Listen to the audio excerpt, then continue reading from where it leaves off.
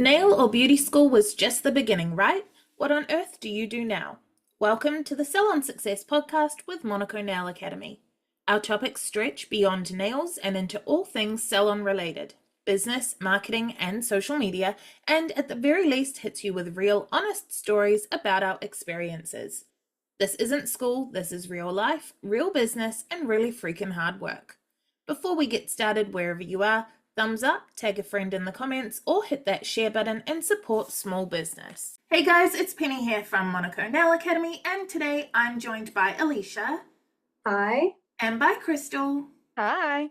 And we are going to chat about all kinds of bits and pieces, actually. We have a very broad plan, and we'll see where this ends up. And just a reminder before we get started to use my code Christel's Nails for 10% off all courses. I get a kickback from these enrollments, and they're how we support the production of the podcast. And can you spell it for us, please? Yes, so it's CHRISTELSNAILS, because why have a normal spelling name? Alisha, do you have a code? I do. You can use code Alisha, ALISHA. And if you are in New Zealand and specifically Auckland and more specifically West Auckland, you can go to monaco.ac.nz/Alisha to look at the in-person training options that Alisha has available. So before we get stuck into one of our little topics, how's everybody's week been? Good. I got my hair done. It's so pretty. It is so pretty. Oh it's my all, like rainbows for our audio listeners. Yeah. Through to pink, through to orange. It's so pretty. I had the most amazing week because I've actually been on holiday in Rarotonga. So Ooh. I can't really complain much. You and your cousin, right? Yes, yeah. Little girl's trip. Amazing. Exciting. I love this. Or actually, though, also, because I was about to say, I love this because you've just been away for 2 months and then you've gone on another holiday. But also, I actually also hate, though, when people, when clients will make comments about, oh, you're going to be away again. And, actually, all I've done is gone to Auckland for, a night or something. And I'm like, okay, but also I worked really hard in between. And, are you forgetting that weekends exist? Are you forgetting that I worked I'm sure to do that. I know how hard you work, Alisha. It's not, we didn't do a 9 to 5 and then take a holiday. Yeah. No, I've been very fortunate that I have very understanding clients and they were all for it. It's only a week, Yeah. They were a little bit more upset about the 2 months. They would have been more upset if you closed up for good, though. That 2 months was needed. Yes, definitely. Definitely. So I'm all holidayed out for the meantime. So time to get my ass into gear and get back to work. I had a client yesterday who was she's a very well-meaning but opinionated person in general. That's just who she is. I think older headmaster vibes, that kind of thing. Which is not too far off her actual past, but not exact. But yeah, yesterday she was saying about oh, are you taking time off over Christmas? And I was like, hell no, I'm in a beach town, I'm gonna make some money over Christmas. And she's like, oh, but you've got to take some time off. And I'm like, well, no one's gonna book on Christmas Day, but I will be making money. And I said to her that actually I will tell you all, my goal is, and I'm trying to tell most of my clients, because I know small town, I know them, so they can hold me accountable. My goal is to prepay all of 2026's bills other than mortgage by the 28th of February. Wow. Which I have calculated would have been possible last year. I had a bunch of stuff I had to pay off and I didn't. And what happened last year is across summer, every time I had spare money, I paid off something that was weighing on my shoulders. Okay, great. Smart plan, Penny, except I did not save any acorns. So all winter, I have been so stressed about money and literally not even week to week, day to day, surviving, getting there, but with so much stress on my shoulders. And I was like, okay, actually, all of the things I need to pay are not going anywhere.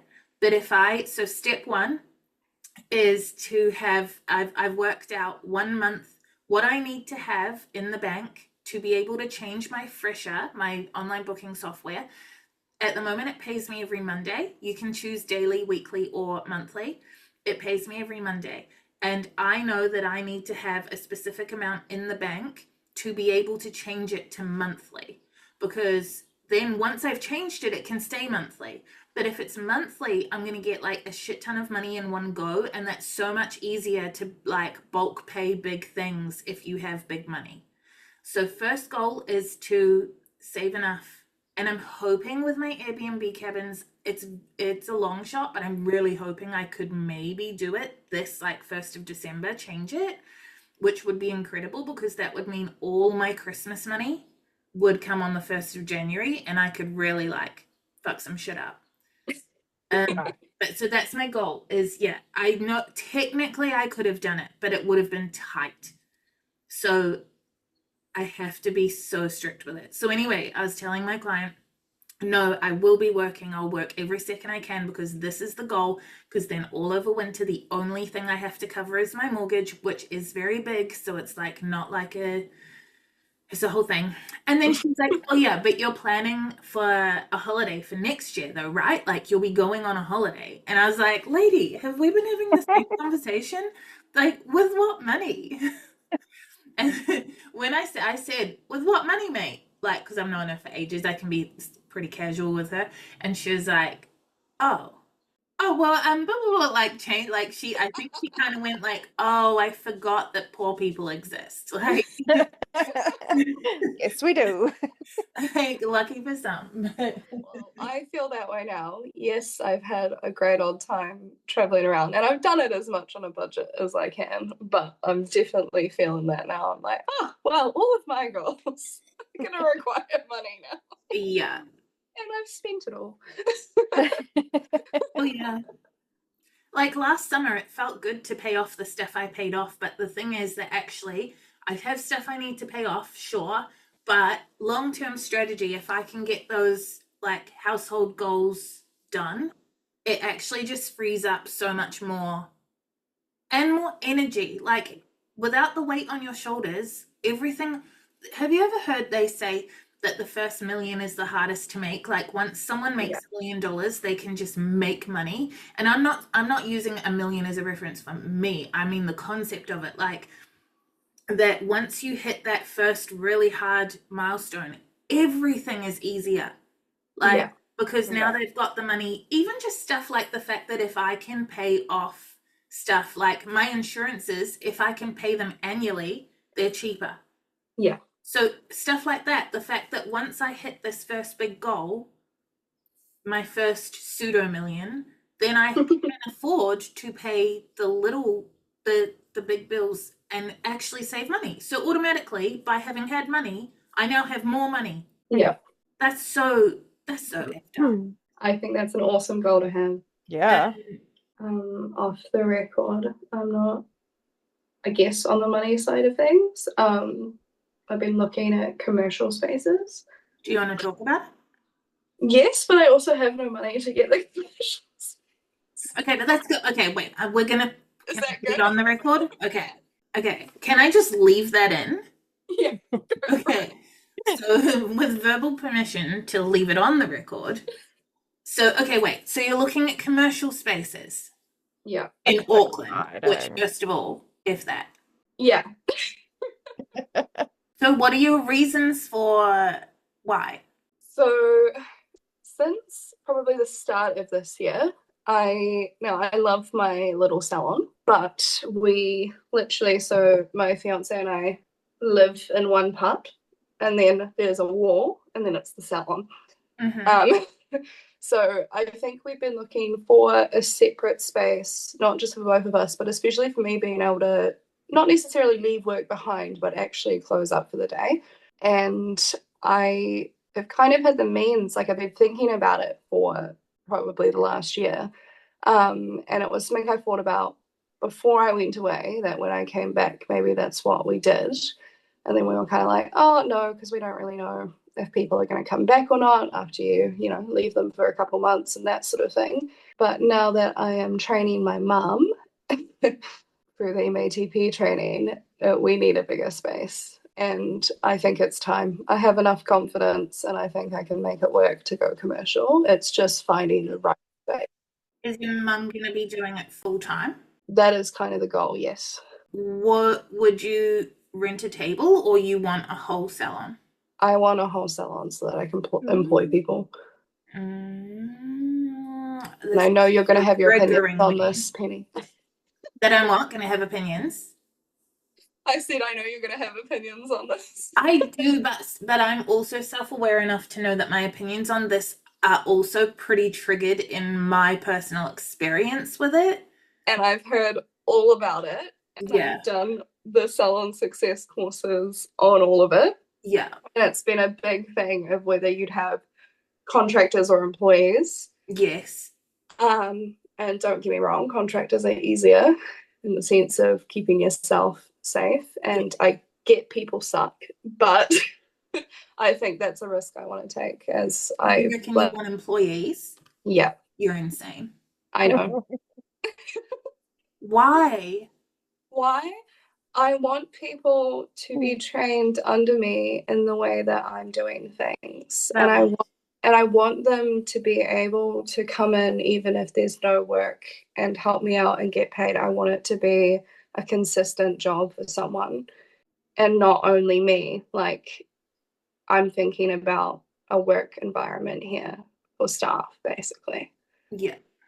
And I think I could be a pretty good boss. You'd be an amazing boss. It's everyone else that sucks. Yeah, exactly. So it's like weighing out the options of keeping yourself safe and that sort of thing. But as you say, Auckland, what the fuck? Sorry, excuse my language, but what the fuck? But I know we've got a lot of US listeners. So for our US listeners, it's the most expensive city that she could possibly choose to lease commercial property in. Yeah, I know. So there's been the options of whether my partner and I get a rental and then we extend the salon space that is currently our bedroom and bathroom, and we knock the wall down because it was just put in specifically for the salon. So it's removable. You are currently living in your parents' house, right? Yes. So when you're talking about getting a rental, I'm just trying to give context to the people that don't know you in the background like I do. So you're saying you and your fiance move into a rental house and then keep your salon in your mum's house, but extend it. Yes. So much smarter. So much smarter, but when I've actually been, I'm very, very fortunate that my family is filled with lots of entrepreneurs who have a lot of experience in the commercial world.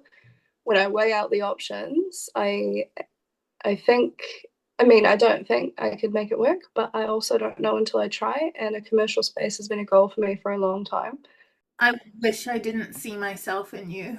But that's the thing. You don't know until you try, right? You don't know until you ask. I just need to drive around, find a space, call them, see what they want a week, and it doesn't have to go anywhere, but it's an idea that's floating around in my brain. 100%. And the reason I say that I hate that I see myself in you is because I know that when I was at the same place you are, in terms of career-wise, pretty much fully booked clients, starting up with training, confident in my abilities, up and coming in the nail world, whatever.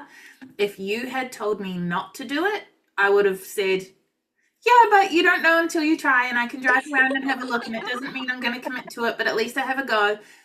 And no matter what someone had said, I would have been like, no, I'm signing this lease. Yeah. And then I know all the stuff that I know you've got the benefit of knowing all the shit I fucked up. So exactly. So thank you so much, Penny, for running all of these courses with your bad experience. I thought you were going to say thank you so much for fucking up. We're looking for a new rental because our back section has probably been built on. So we're looking for another place, hopefully more rooms. So I don't know. The house we're in now is nice, but there's some things visually I'm like, I wish that looked better, but there's not much I can do about it because it's a rental. Yeah. But also from a salon point of view, that's so much more in your head than in the client's head. I know. Yeah, but it's little things you can do to create a really welcoming environment for people, right? Yeah. I think it's a confidence thing as well. If people are coming into your home and you're worried about the way things look, they're going to be concerned about that. Not necessarily, they're just probably going to be like, I don't care. Yeah. But if you don't even mention it in the first place and you've done a good, like as good of a job as you can, and you go, this is my space and I'm fucking proud of it, you know, people are going to be so happy with that attitude and be like, look at this chick who's, you know, created this for herself. And we love coming here. Yeah. But then it's that same thing of how they say it takes like 100 compliments to undo one criticism. Is like, I can tell you all the people who criticized my home salon. Really? 100%. They're Wow. still in my head. Like anyone who left a review being like little, the tiniest critiques, or even just people that sat down and was like, oh, I didn't expect it to be in a house. Like I can just, all of those are stuck in my brain. But ask me to list anytime. Like I can tell you that like in the last week, I've had a couple of people sit down in the nail cabin and be like, this is so cute, which is like regular. Like they say all the time. Yeah. But like, I can name the ones that criticized. So then you have that thing where you're like, okay, well, most people don't care at all. Yeah. But then you're going to hold on to what you know someone would think. Yeah, it's a hard point of view to, you know, I mean, we all take things to heart no matter if we like it or not, right? And we're always going to be thinking about those bad things. But I think I've been very fortunate within my work experiences that I've had amazing mentors who have just had that not give a fuck attitude as well. I need And more of it's that. and because I was so young when I worked for them, like, you know, I started working for these people when I was 15, and I was so fortunate I had shout out to Serena who owns the nail vault here in West Auckland. She was an incredible boss and she taught me, you know, yes, how to do an amazing job of nails, but I think more importantly what I take away from her is the attitude changes and how to actually control them and how to present myself properly and how to deal with those sort of negative things as well. What are your hot tips? Hot tips. Medication. Legal medication. Yes, I've had more confidence since I've been diagnosed with OCD and realized I actually needed some extra help. However, I think, you know, you fake it till you make it, as cringy as it sounds. It's, you know, you have to have that confidence and, you know, you get a bad review, but you sit there and you go, wait a minute, I know exactly what to do. I know how to fix this. I know what I'm doing and I know what I did wrong. So, like, it's all a learning experience, right? You make mistakes and being able to calmly go about it in a way where you can use that as a learning experience to make yourself better, whether it's professionally as a person or within your services. Fake it till you make it is just out the gate the thing that like it's great. Like, so we have someone like Christel sitting here who's super talented. We've seen her work. You can all go see it. What's your Insta? Christel Blythe, nail artist. Okay, so I'll put it on the thing. You can all go see her work. It's beautiful. She's got a vibe. Her like space is real cool. Like, so Christel should be out there being like, yeah, you should book with me. Give me all your money. And so we've got someone like Christel sitting here being like, oh, what if they don't like me? I'm just going to not do it because we're working through an anxiety block. But then for the second time in a month, I've had a client come back to me. So about a month ago, I had a client come back to me who hadn't been in a year. She lives about half an hour away and she just like couldn't make time in her schedule to do the drive for the nails and stuff. So she was going to a different nail tech. And that when she came back to me, her nails, I cannot like exaggerate that these were the thickest and lumpiest nails I have ever fixed. And like I think it's a lack of education for the tech. It's no shade to her. Like, she offers other services that I've heard only good things about. But I think this is trying to perhaps maybe, and this is complete speculation, this particular service has been requested enough that she has faked it till she made it and like been like, yeah, I can do that, and just like worked it out. That's my best guess. But a few days ago, another client who last came to me 4.5 months ago, same thing, same area, couldn't make the time to get here, so went to this same person, came back to me, same thing. So when I say thick, I genuinely mean that 2 or 3 of the nails would have measured in at 6 mil. Wow. This is not me being like, ew, I'm a snob because I've been doing nails. No, like she's doing herself a disservice because people are talking about this. But guys, guess how much she's charging for that? Like $20. $81, Christel. $81. And you're sat on your couch being like, I'm scared to email someone because I don't think I'm good enough. And here's this girl doing 6mm thick product services for $81. And she is getting paid. And this is, we worked it out. I spoke to Erin about it. And we worked out that because one client went to her for a year and one client went to her for 4.5 months, based on average repeat bookings, she got $2,000 out of those 2 people. Damn. Like, and yeah, I think it's literally just a case of she's faking it till she makes it and she just hasn't quite made it yet. Like, maybe I just need to have something to drink before I do it. Courage. I know for a fact that there are, I could name, and I will not, but I could name someone that I know for sure did a shot before her exam and then passed it. That sounds like either Pat or Hannah. Mum almost did that. She kept going, I need a tequila shot before I do this exam. And I was like, no, you can have one after. Your mum? Yeah. I would have let her. As far as I'm concerned, we're assessing your professionalism from the time the timer starts. What happens before that is not a problem. Hey team, Penny from the future here, interrupting to tell you about something super cool. If you're an aspiring nail tech ready to take the first step towards your dream career, our free 5-day Nail Tech Launchpad is here to help you decide if this is the right path for you. 5 videos over 5 days, giving you a taste of what it's like to be a nail technician, an overview of the basics, and insight into whether this career fits your lifestyle and budget. It's totally free, can be done in your own time with less than a 2-hour total commitment, and it starts on Monday. Sign up today and start your journey to becoming a nail tech at www.monaco.ac.nz/launchpad. But yeah, this whole fake it till you make it thing, and it's almost okay, but then there's the juxtaposition of like Alisha being so good at fake it till you make it because you're well practiced at it, not because it came to you naturally.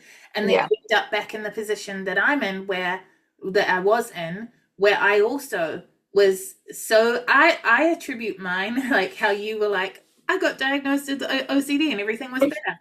Oh, I learned that I was autistic as fuck and had been masking my whole life. And let me tell you, like 3 decades of masking means that you can fake it till you make it, because that's all you've been doing your entire life. But then you have, yeah, you gotta. I'm in the same boat. So exactly. Yeah, we're nothing if not a legion of spicy people. But I was gonna say, why is it that just about every, like at the summit last year, we all sat down and we were like, fuck, we're all mentally ill. You know what though? I genuinely think that it's because I stopped masking. Yeah. Because like, not because I am the be all and end all of all things like nails in Monaco, but all of Monaco is based on me. And from the very, very start, I was like, I don't want the website to be all fancy and professional and perfectly worded, because like then I'm going to have to keep being that person when the trainee arrives, and that sounds exhausting. So I would rather like swear a little bit and like speak as I would speak to you once I met you, slightly more polished, but like not to the degree of like the super shiny places, the very neurotypically marketed places. And I was like, no, they'll come to me if there's, and I genuinely think that that's why we have, like, not exclusively, but a solid 80% of our students are neurodiverse. And I genuinely think it's because of the way we've marketed, being like, I can't be fucked doing this, like, obscenely and perfectly to please other people. And so we attracted our tribe. Yeah, you put out, like, whatever you put out, you attract. I And actually had a conversation with a Yeah. 12-year-old a couple of weeks ago who came in with her mum, and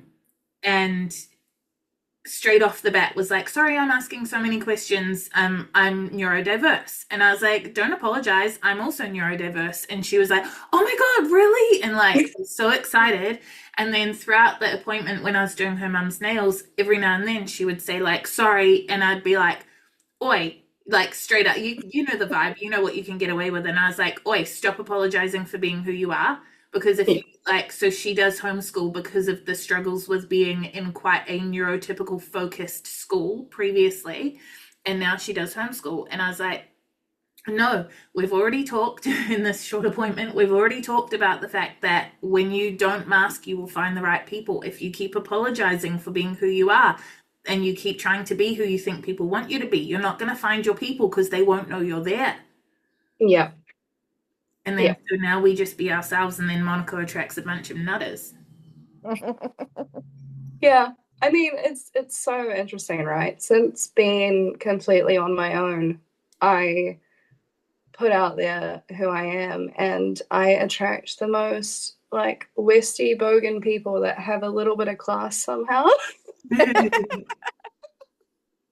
Well, that's the magic of avatars too, right? Like we harp on about finding your avatar, which you can work through this free module at monaco.ac.nz/magnet.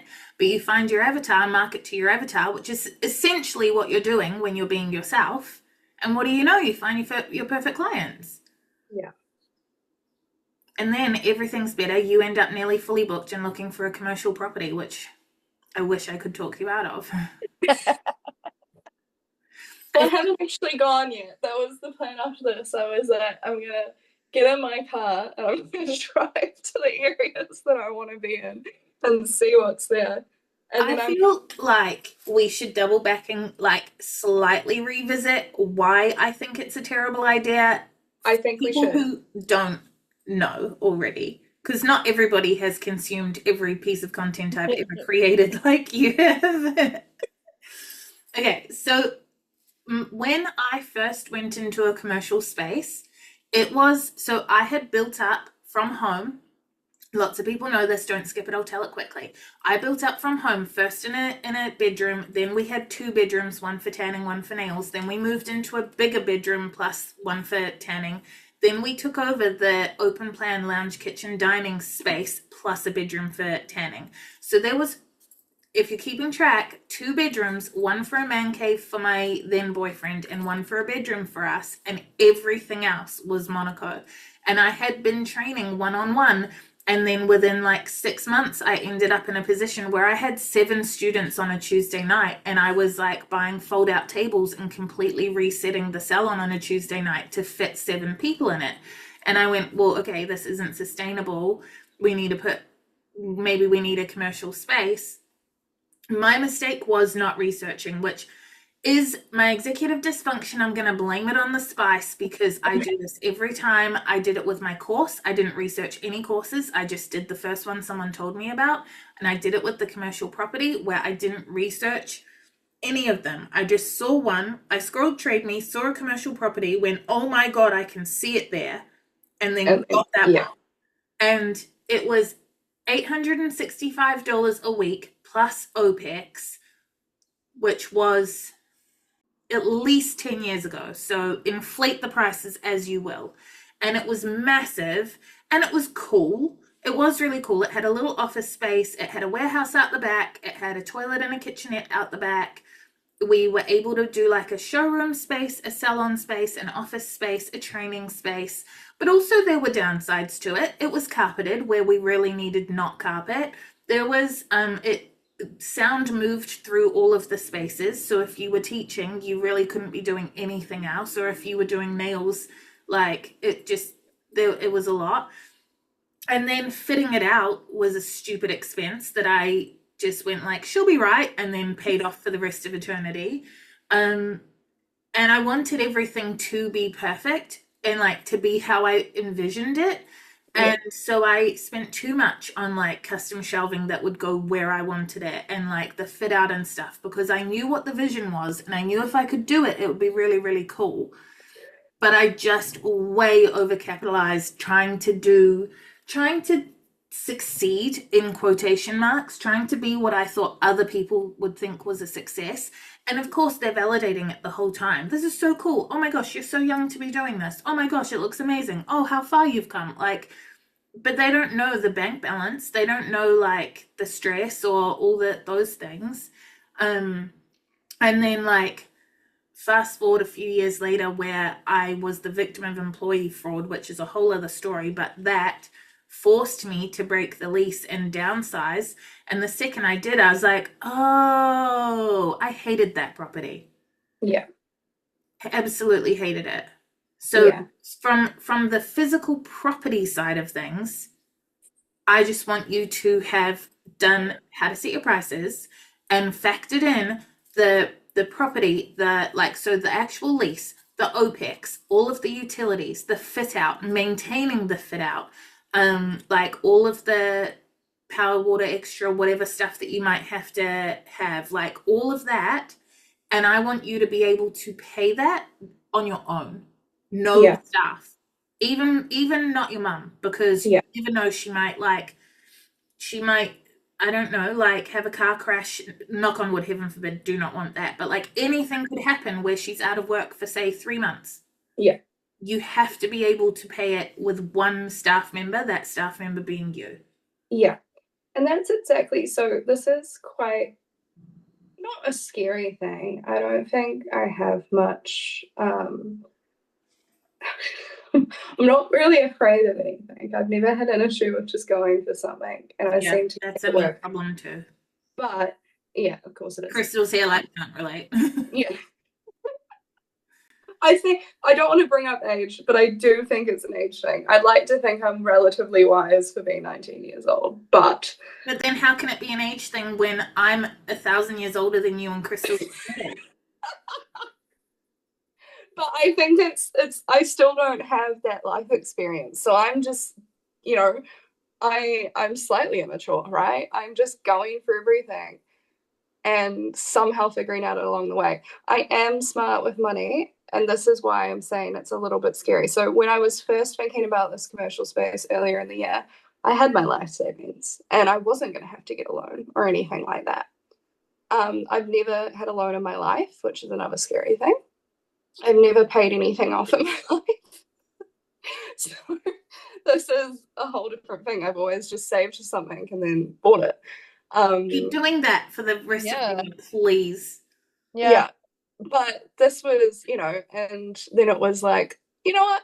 I have all these savings here and I could die tomorrow. So I'm going to go on a holiday for 2 months.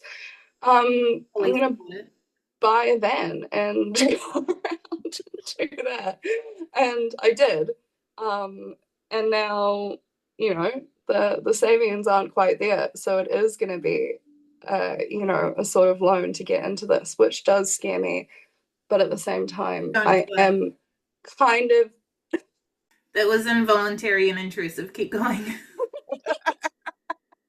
But I do think that I have enough knowledge that I'm going to go research and I'm going to go and ask people and I'm going to go talk to the bank. And if it doesn't sound right, like I go with my gut.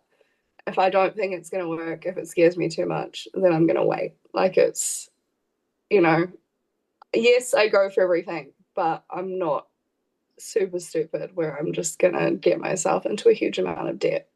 This is the problem with you being smart, is that you can get yourself out of stuff, which is then what happens with me. But then I get caught between the want and the drive and the vision and being like, well, I know I can, if it doesn't work, I'll just fix it.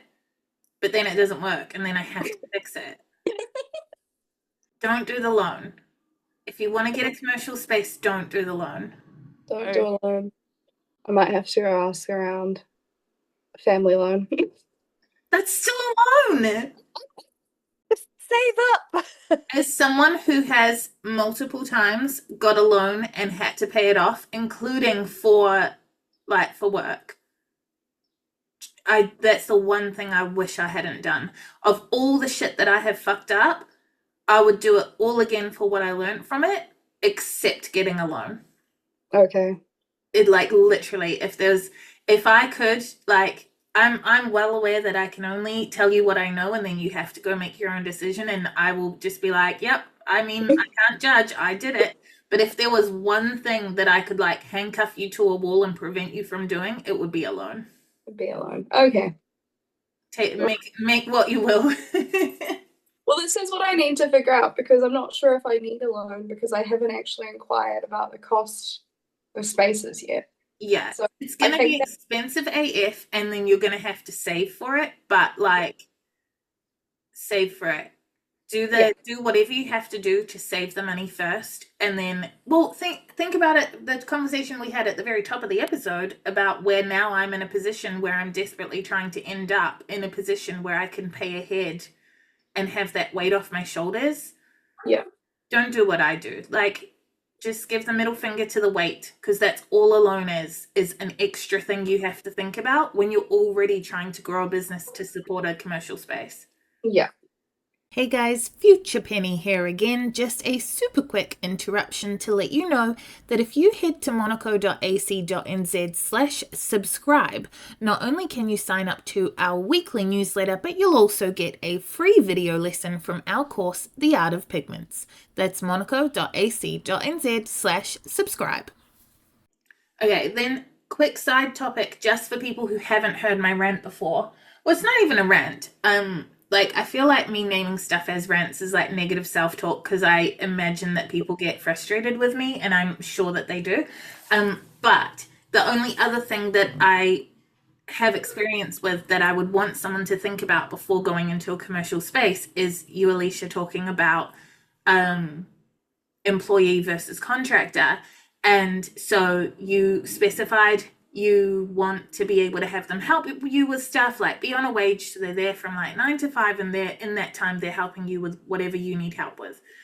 So if you do it that way, I would say that you have to have factored in. Was it? Sorry, I'm going to interrupt. Is it in the course? I think you said 6 months of wages saved up for each person. Yeah. Yeah.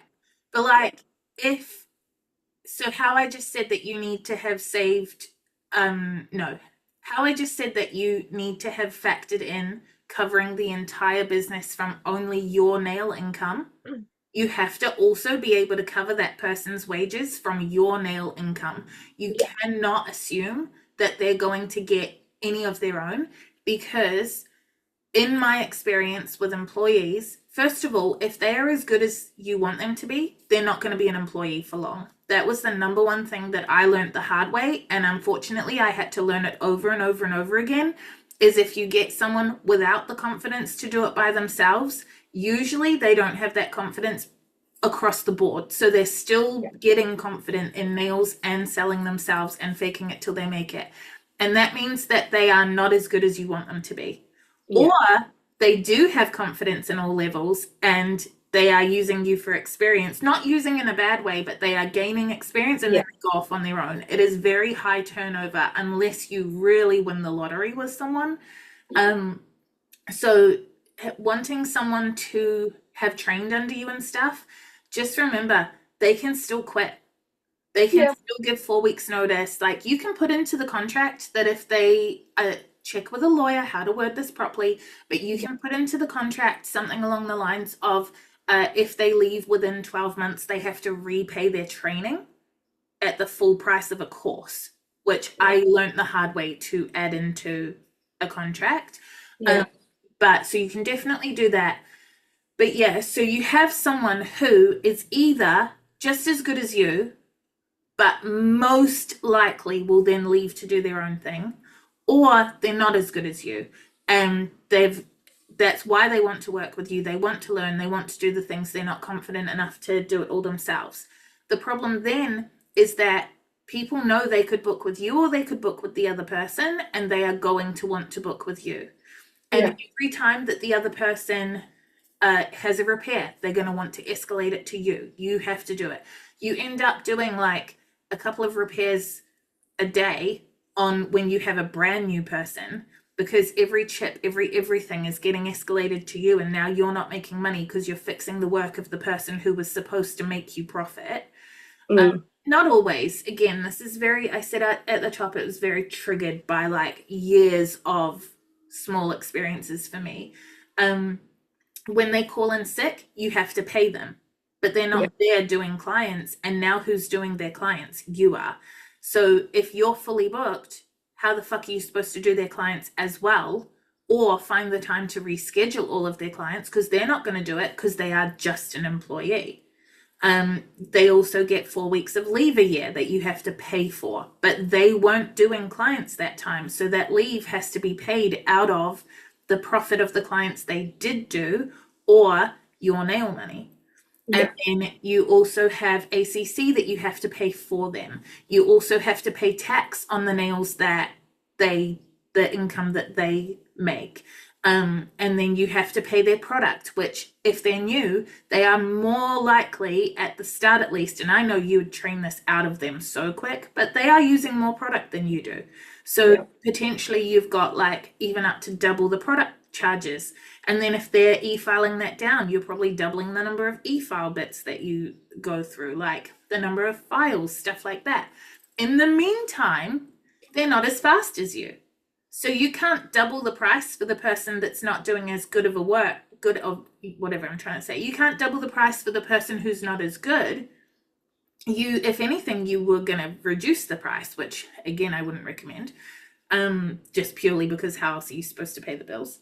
But like, so they're not as fast, which means their hourly rate is going, the hourly rate of what they're making for you is reducing, but the amount you're paying them to do the set is increasing because you're paying them hourly. Yeah. 1 hour thing, you're now paying them 2 hours, but you charged the client the same amount of money. So you're screwed on that regard. And then like, lots of people have heard the story of the salon worker who called in sick on Christmas Eve. When the fuck am I supposed to do those clients? Because I'm fully booked 12 hours Christmas Eve. She was fully booked 8 hours, and now we're closed for 10 days. Like, that's just a whole heap of people that are pissed off. And then so because you've got someone who is not as fast as you, not as good as you, like all of these things, like if they were, they'd be doing it themselves, wouldn't they? They wouldn't be working for you if they were as perfect as you in the ways that you want them to be. So you have someone who's not as good, not as fast, blah, blah, blah, blah, blah. And therefore, they're not going to be the one fully booked. They're going to be wanting to go to you. So now you're fully booked. How are you supposed to have time to run the business? Because now you're full. But then these people aren't full. So now you have to find work for them to do. And that's fine if you want them to clean the salon, paint some swatches, do some emails. But you're paying for that because they're not working. So the nails you're doing, every time they're on the computer replying to an email, that is, you're just watching the dollar signs in your bank account go down because they're spending your money into their wages and they're not earning you anything. Meanwhile, you're sat at a desk working twice as hard.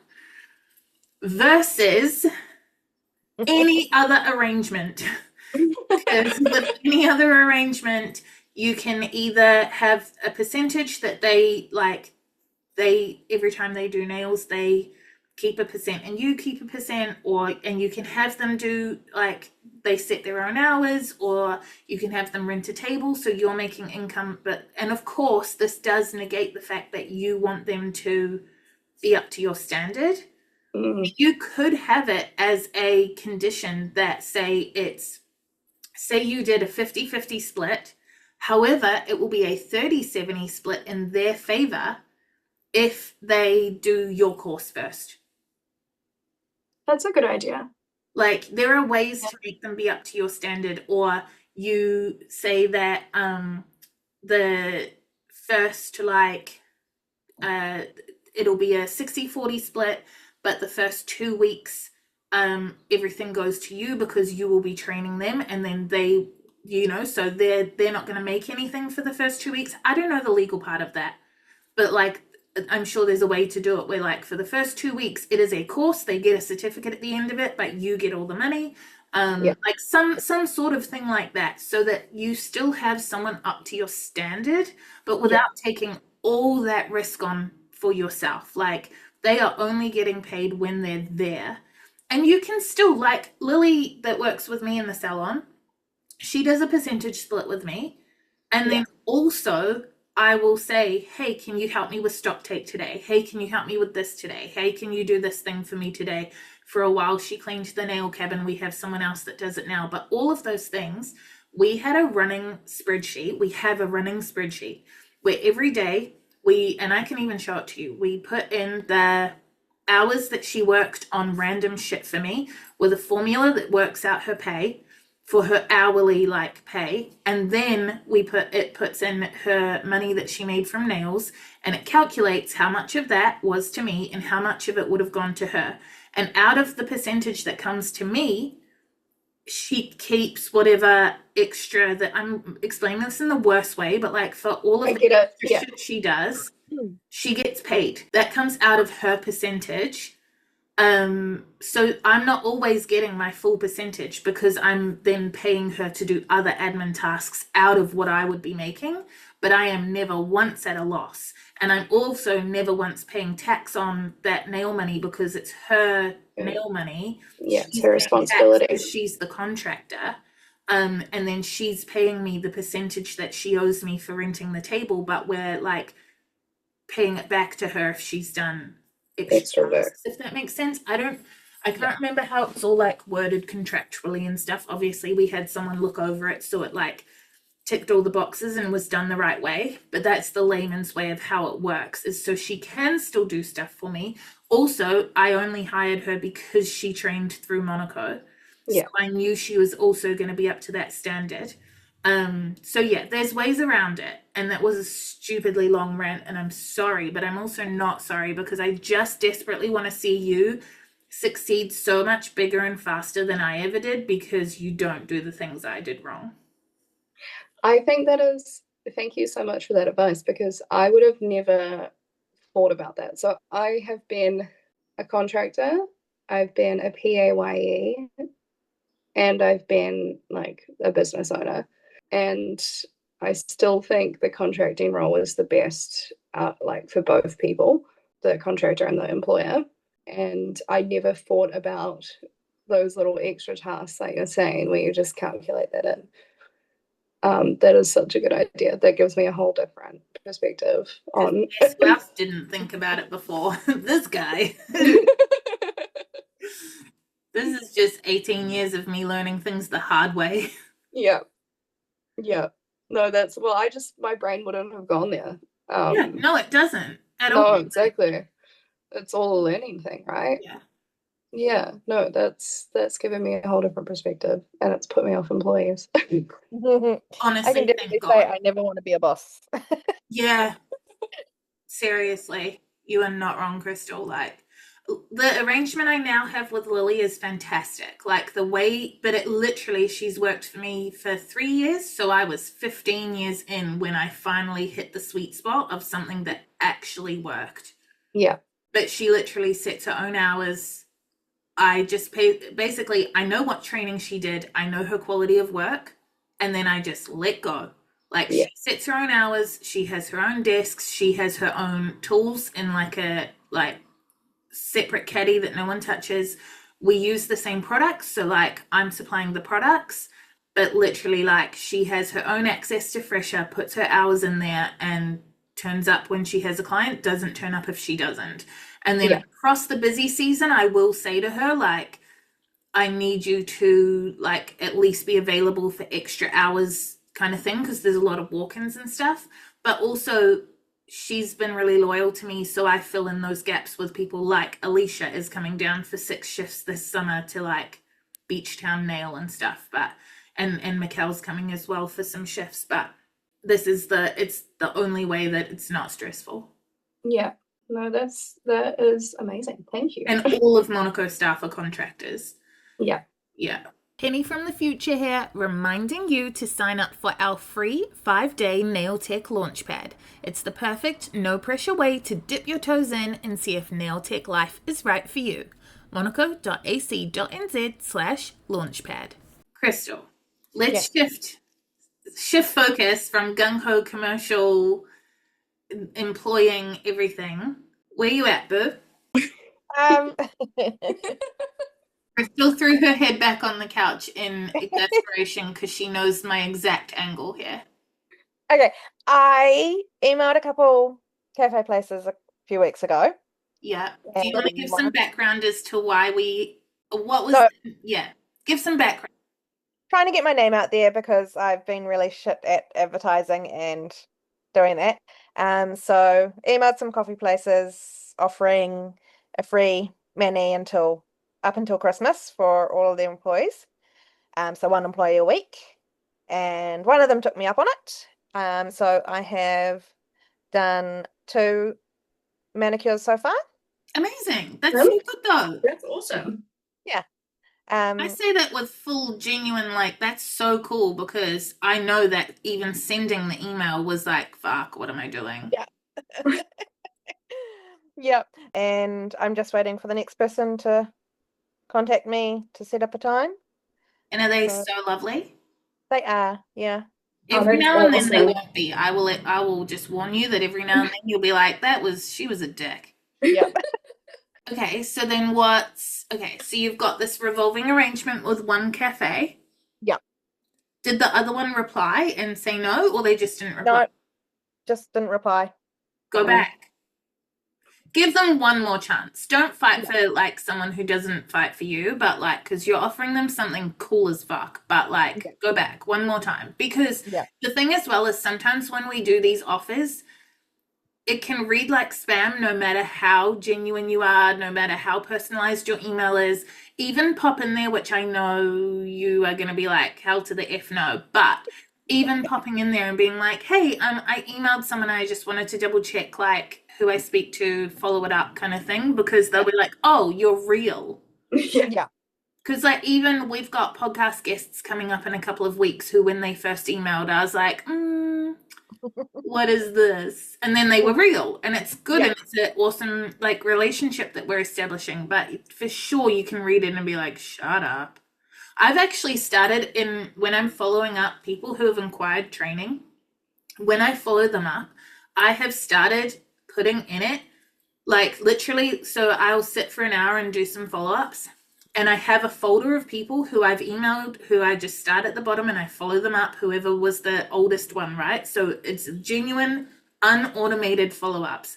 I've started putting in there, hey, just FYI, I am a real person currently sitting on my couch half watching Chicago Fire while doing these follow-ups. So if you have questions, please do send them. In the meantime, like, have you heard about our podcast? Because I'm sure people go like, whatever, shut up. Even though I'm only replying to the genuine thread that they started. It's not but you're still going to look at it and be like, whatever. Okay, so who's next though? If you've got one cafe and you're going to follow up with another cafe, I swear if you sat for an hour today and just slightly personalized a template and sent it out to the receptionist at every school, at every doctor's surgery, at every yoga, Pilates, gym, cafe, any little boutique shops, which I know you were like, I don't even know who's around here. And then I found a website with a list of people about 17 seconds later. Like, how good would it be if you just put an hour aside and got maybe like, if you don't overthink it, which I know easier said than done, and you do a template that you can adjust to personalize, you could smash out 20 in an hour, I swear. That's what, like one every 3? I can't maths. One every 3 minutes. 15 minutes to write the template, 15 minutes to find the people you're going to send it to. Okay, we'll call it an hour and a half. You could do 20 in an hour and a half. The look on her face. Yeah. She was low-key enjoying the rant we had where she just didn't have to do it. Yeah, because you can totally step out of it and be like, well, I'm never having a commercial property, so I don't have to stress about this. What are your thoughts, though, Christel? Because I think there's so many more that sounds people like a out good there. plan. Pardon? That sounds like a good plan for me to do. So I just reckon there's so many more people out there that relate to you than me and Alisha. Like, so many people during me and Alisha are like, I would never do that, or like, that's just doesn't apply, like, fun to listen to, but like, I don't want to be a boss. And then there's so many people out there sitting on their couch or in their car with like thinking about what they're going to make for their kids for dinner and being like, I know I want to do it, but I don't know how to make myself do it. Yeah. vodka. No, I don't think I've got vodka. Do you have, other than your cafe clients, do you have like friends, family, or other clients that come in like regularly? Occasionally, but not really at the moment, no. What do you think the reason is that they're not? Because I'm not putting in the effort. Is it effort though, or like, so is your space permanently set up? Like if a client, so if a client knocked on the door right now, you could take them, family commitments aside. Yeah. Do you think, this is a little bit woo-woo, but I swear to you, it's also energy. Like, you're terrified to take a client, so the clients aren't coming. Yeah. Because you are putting stuff out there on social, I think. Last time, I don't have Instagram, but She is. there we go. Have we talked before about, I know I spoke to someone recently about this, but was it you? About cleaning out your Instagram? No, not me. Okay, so one thing that's pretty low commitment but very easy to do is to clean out your Instagram so that everyone you follow on your nail page, don't follow any nail techs, don't follow your friends, don't follow your family. Move them all to your fun Instagram. Even like following nail techs. You want to follow Alisha and see all her work? Fine. That's for your enjoyment. That's not building your business. Put her on your fun page. Even if it ends up a third one where you just follow nail techs you like because you don't want them on your like friends one. But take all those people off your Instagram and then go through, and the only people you are going to follow from your business Instagram are people you've done nails for and local businesses. And then every day when you're sitting, like when you've got 5 minutes peace, so basically when you're peeing, because I know you've got young children, so I don't even get peace when I'm peeing. I don't even get peace when I'm peeing. Okay, for 5 minutes in your sleep. Oh, you don't have that either. I don't know, you're screwed.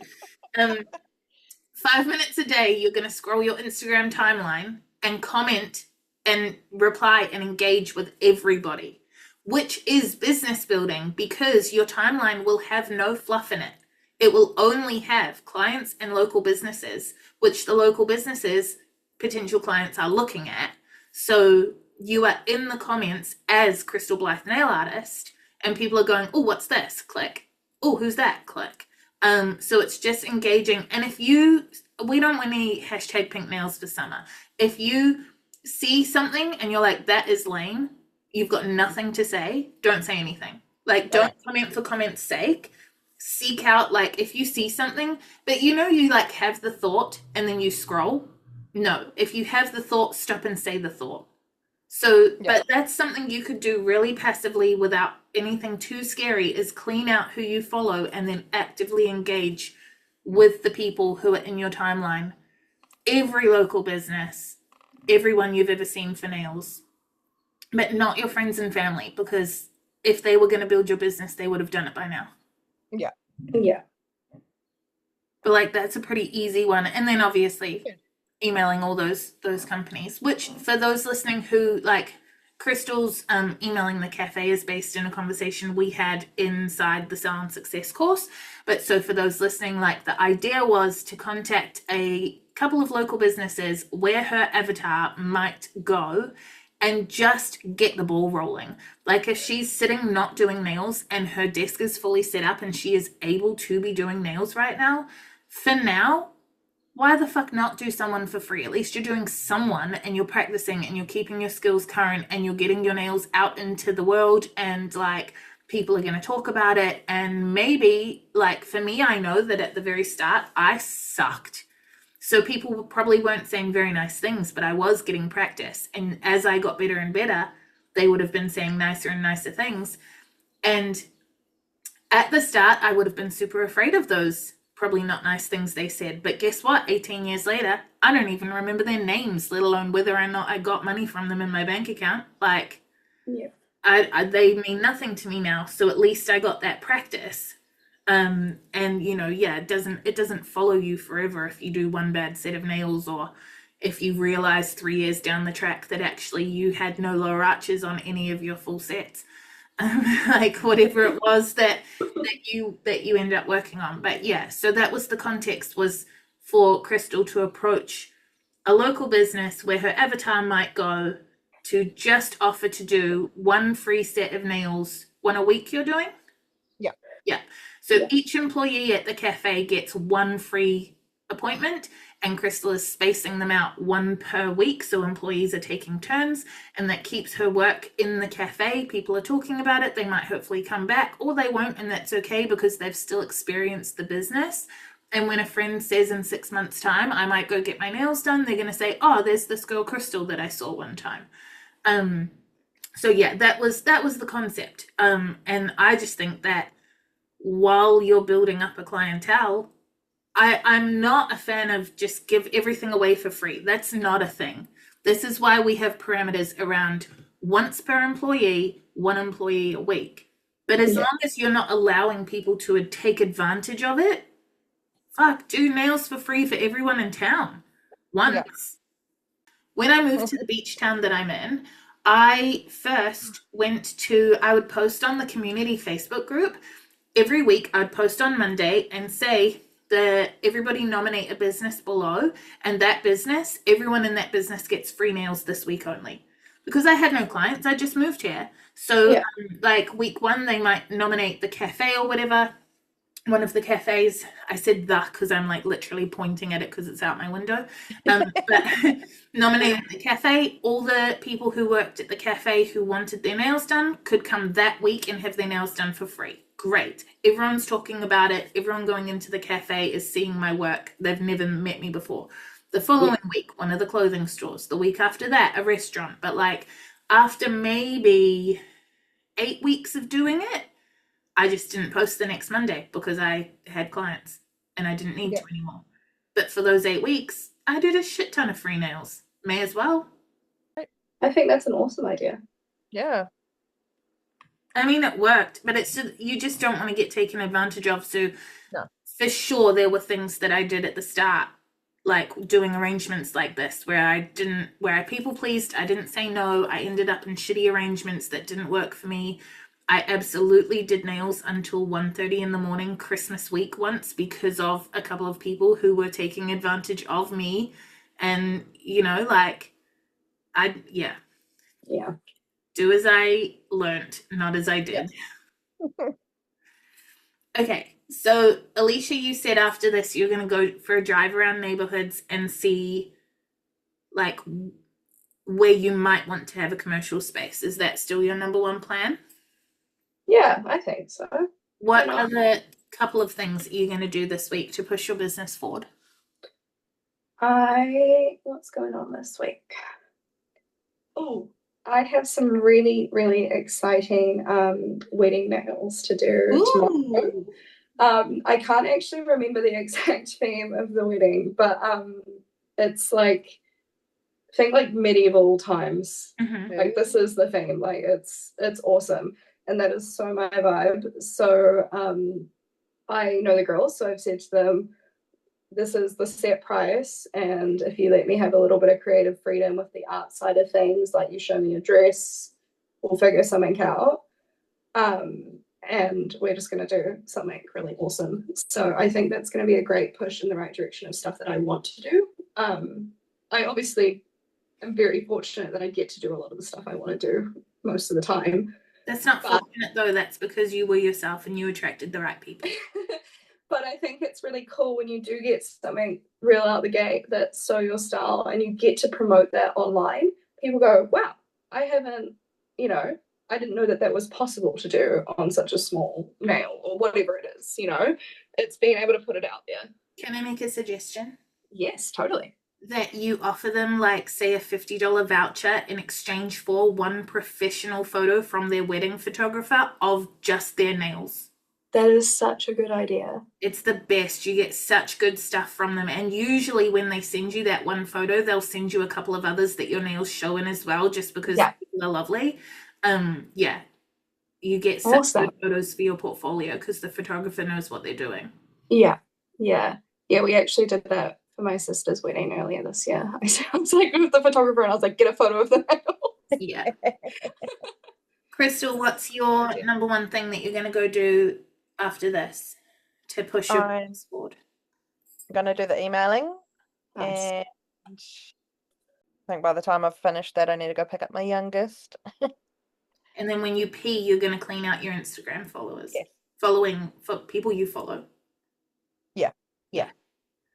I don't know what my thing is this week. I should have thought about that before I put you guys on the spot. I think I'm just gonna really, really focus in on this week's a little bit quiet. Not quiet, but like quieter than last week and quieter than next week. So I just completely reconciled my zero, which was a shit show because the accountant normally does it, but then like it got a bit behind through no fault of their own. It was my fault. And so I've gone through and done a massive cleanup. So that feels really clean. My goals feel really clean. Like, I think this week I'm just like putting ducks in a row more than anything. Yeah. I was going to say you could work your big goal of getting lots of work over Christmas. Yeah. That should be something in the front of your mind because, I mean, believe it or not, we're actually so close to December. It's crazy. Yeah. So promoting that and promoting the hours, putting up, pictures of nails, even if it's like Christmas nails from last year. Yeah. You know what is so annoying is so I scheduled yesterday on my phone posts on Instagram every day this week, including having stolen a photo of yours and stolen a photo of Mikkel's to post and tag and be like, look who this fancy person is coming here. And then this morning, it says I've got no scheduled posts. Oh. Yeah. But I also did send out an email to all my clients saying they needed to pre-book from now till January, and that you guys were going to be here. So awesome. That ball is rolling, but you're right. I need to roll it faster. Just a reminder to everybody that if you go to speakpipe.com/salonsuccess, you can send us a voicemail to be featured on the podcast with us. So pop in and let us know what you're doing to get the ball rolling, your experiences with commercial salons or contractors or employees, or anxiety in reaching out to your avatar. You can check out the avatar training for free at monaco.ac.nz/magnet. Or you can do our full salon success training at monaco.ac.nz/course/marketing. With that done and dusted, before you disappear, like our page or follow the podcast so that you don't miss the next episode. We'll be back next week, but until then, check us out on Facebook, on Instagram, and on YouTube by searching Monaco Nail Academy or follow our salons. Mine is Hard Lacquer NZ. Mine is Straight Up Nails NZ. Mine is Christel Blythe Nail Artist. That's spelled with a CHRISTELBLYTH. The most complicated. I know. Have a great week, guys, and we'll see you next time. Bye. Bye.